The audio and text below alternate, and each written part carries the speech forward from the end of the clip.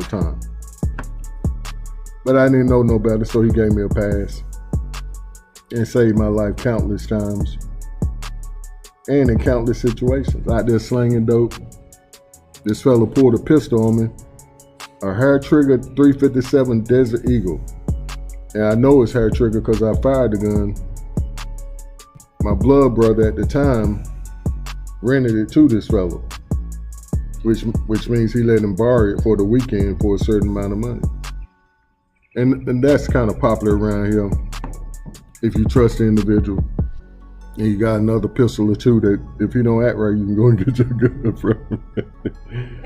But yeah, for certain people that can't really afford to buy a pistol, other folks will rent them one. But yeah, he pulled that gun on my head. He was drunk as all get out. And I wasn't supposed to be there selling dope in his area. That's what he said. But I'm like, when my customers come get me wherever I'm at, I'm going to holler at them. They're my peoples. So he got upset because I went out and was serving one of my customers. And he pulled the pistol and put it on the back of my head and was just pushing it against my head. And I said, you got it. And I had a twin set of 380s in my pocket, which I kept sometimes in the front and sometimes in the back. And this time they so happened to be in the back. Because at first I was just like this and sliding my hands up and figured, I ain't got no backup. They in my back pocket. So I went on and slid my hands. I said, you got it. And was walking away. He was tapping me in the back of my head with that 357. And not a second after he dumped it in there. Doom, doom, doom, doom, doom, doom. And I turned around and looked at him. He looked at me in the eye. I said, okay. And walked on the way. Went on around the corner, served my people, and went on to the house and took it as a lesson.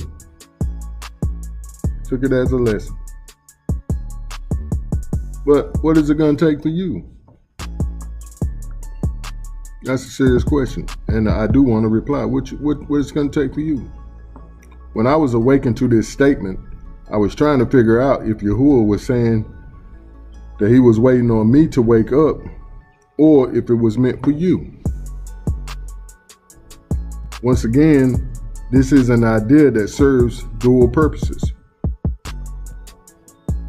And let me say that when he woke me up, it was like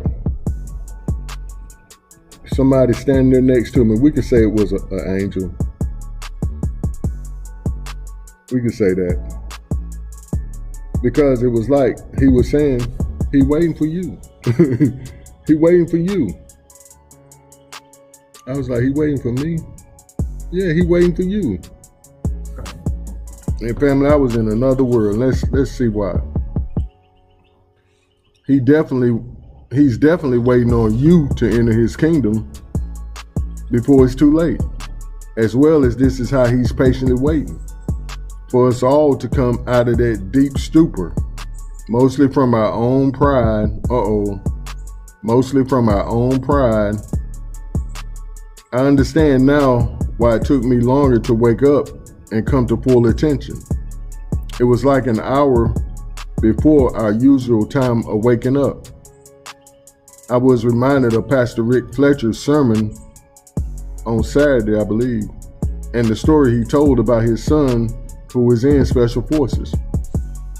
He said that his son told him that sometimes as soon as they fall asleep good, that the trainers will wake them and have them to get to work on just a few hours of sleep, or a few minutes of sleep, pardon me. This is exactly how Yahuwah did me this AM. I did get about 2.5 hours before I was hearing that he was waiting on me. Great way to make a point and prepare us all for reality. Yes, it is. I think it's really quite simple in these very last moments, or we could say seconds, of this dark kingdom's rule, as the text says. Folks don't want the truth. And we see that in John 3:17 through 21. And yes, we use scripts quite often here in the secret place over and over and over, because it's It's our message. It's our particular message. It's what we've been called to do and to say. For Yahuwah did not send his son into the world to condemn the world yet, but that the world through him might be saved. Just for a few more minutes, because that condemnation is here. The judgment is here. He who believes in him is not condemned, but he who does not believe is condemned already, because he has not believed in the name of the only begotten Son of Yahuwah, Yahusha. And this is the condemnation, that the light has come into the world, and men love darkness rather than light, because their deeds were evil. Yep, this is the reason. Pride. And they say, no, I'm not, I refuse that truth. That's not my truth. That's your truth. Oh, you a lie. I ain't gonna say nigga. Oh, you a lie. You can't say there's more than one truth. It's only one truth. And the Most High sent that truth, Yahusha. For everyone practicing evil hates the light and does not come to the light, lest his deeds should be exposed. But he who does the truth comes to the light, that his deeds may be clearly seen, that they have been done in Yahuwah. Their deeds been done in Yahuwah. And a lot of this, family, is that you have been taught incorrectly. But instead of saying, okay, I missed the mark, just like I told a loved one about the name, the J name, I'm not even calling it, about Jesus, Satan, Hasatan. That's who he is. See, there's a difference between Yahusha in the set apart text, and Jesus. Big difference. One is the Son of the living Most High, Yahuwah, and the other one is Hasatan. But folks don't want this truth because it shatters everything they place their foundation on. They say, well, if that's a lie, see, the whole point is, let's back up. If the name is wrong, what else did they lie to you about? And why would they make up a name? Why would they make up an image? Why? Ask yourself that. If the letter J has only been in the dictionary for 500 years, or been in use for 500 years, it was just created around the time our people went into bondage. It was created 500 years ago. We've been in bondage 400 years. So ask yourself, why? Why would they do that? See, that's how Hasatan works. He works. See, he tries to work like Yahuwah. Yahuwah works decades and centuries before time. And that's how them people work. Notice I said them people because you do have a natural born enemy. Just like the Most High has a chosen people, Hasatan has a chosen people also. They're the ones that's been posing as his chosen people.